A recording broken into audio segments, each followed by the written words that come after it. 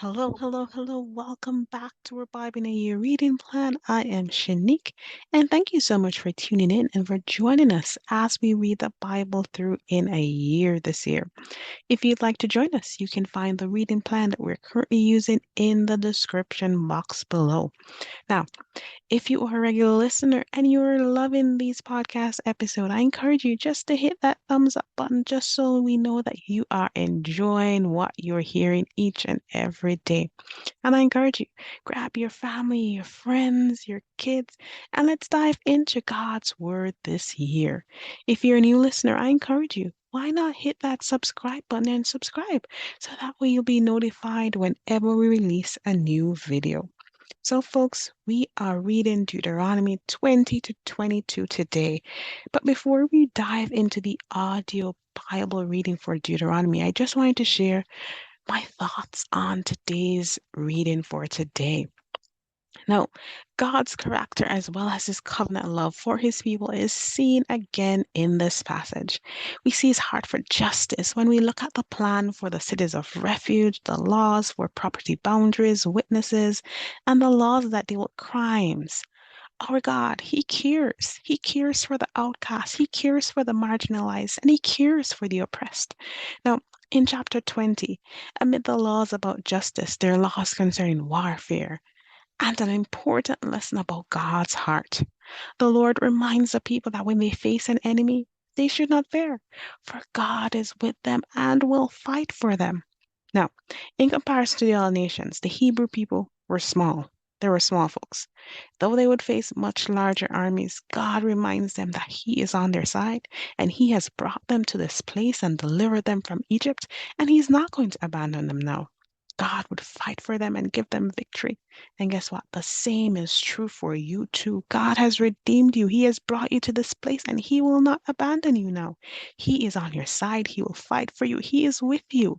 Victory is found in Him.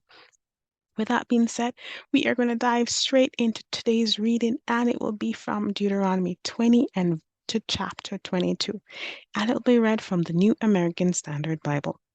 Deuteronomy 20 Laws of Warfare. When you go out to battle against your enemies and see horses, chariots, and people more numerous than you, do not be afraid of them, for the Lord your God, who brought you up from the land of Egypt, is with you. When you are approaching the battle, the priest shall come forward and speak to the people. He shall say to them, Hear, Israel, you are approaching the battle against your enemies today. Do not be faint-hearted. Do not be afraid or panic or be terrified by them, for the Lord your God is the one who is going with you to fight for you against your enemies, to save you. The officers also shall speak to the people, saying, Who is the man that has built a new house but has not dedicated it? Let him go and return to his house, otherwise he might die in the battle and another man would dedicate it. And who is the man that has planted a vineyard but has not put it to use? Let him go and return to his house. Otherwise he might die in the battle and another man would put it to use. And who is the man that is betrothed to a woman and has not married her? Let him go and return to his house. Otherwise he might die in the battle and another man would marry her. Then the officers shall speak further to the people and say, Who is the man that is afraid and faint-hearted? Let him go and return to his house, so that he does not make his brother's hearts melt like his heart. And when the officers have finished speaking to the people, they shall appoint commanders of armies at the head of the people. When you approach a city to fight against it, you shall offer it terms of peace. And if it agrees to make peace with you and opens to you, then all the people who are found in it shall become your forced labor and serve you. However, if it does not make peace with you, but makes war against you, then you shall besiege it. When the Lord your God gives it into your hand, you shall strike all the men in it with the edge of the sword.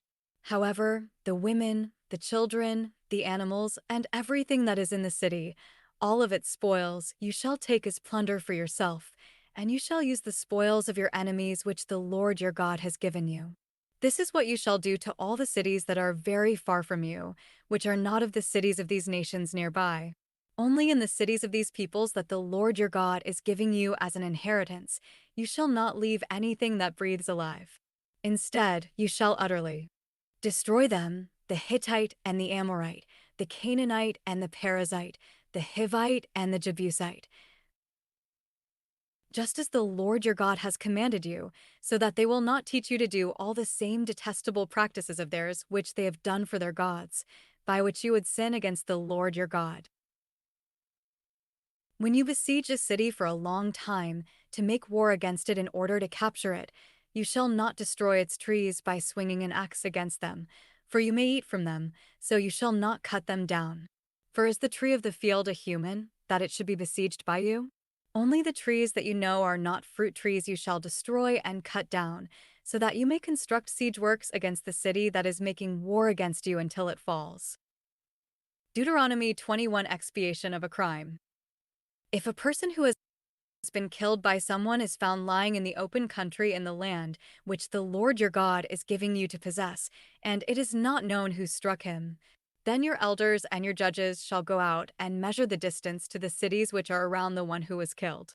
And it shall be that the city which is nearest to the person killed, that is, that the elders of that city shall take a heifer of the herd that has not been worked and has not pulled in a yoke. And the elders of that city shall bring the heifer down to a valley with running water, which has not been plowed or sown, and they shall break the heifer's neck there in the valley.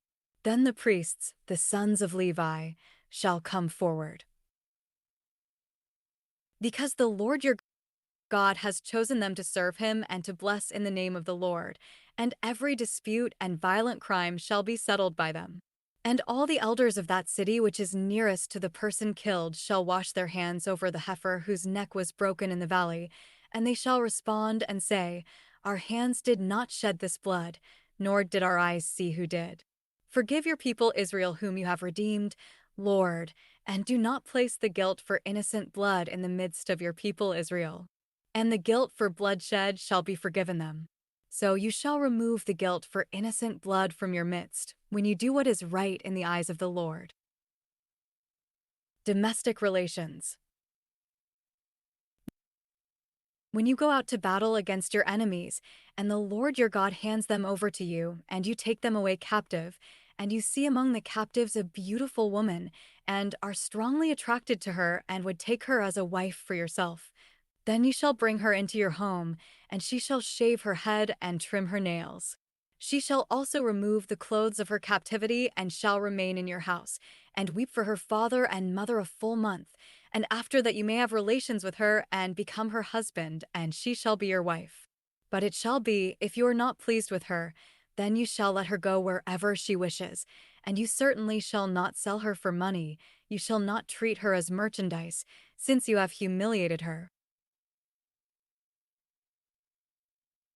If a man has two wives, the one loved and the other unloved, and both the loved and the unloved have borne him sons, and the firstborn son belongs to the unloved, then it shall be on the day that he wills what he owns as an inheritance to his sons.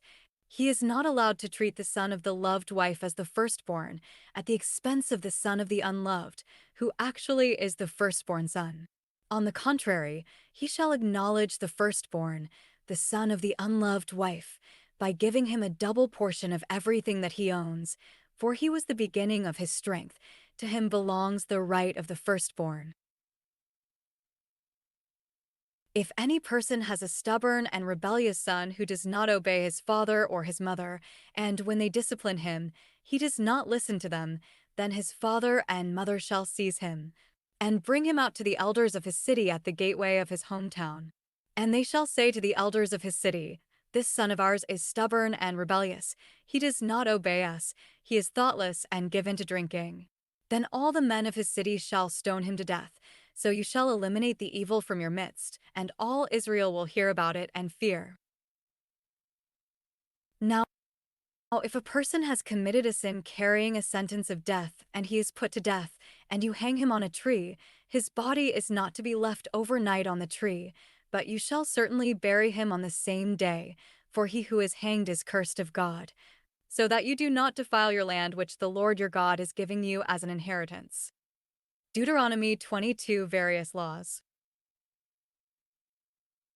You shall not see your countryman's ox or his sheep straying away, and avoid them. You shall certainly bring them back to your countryman.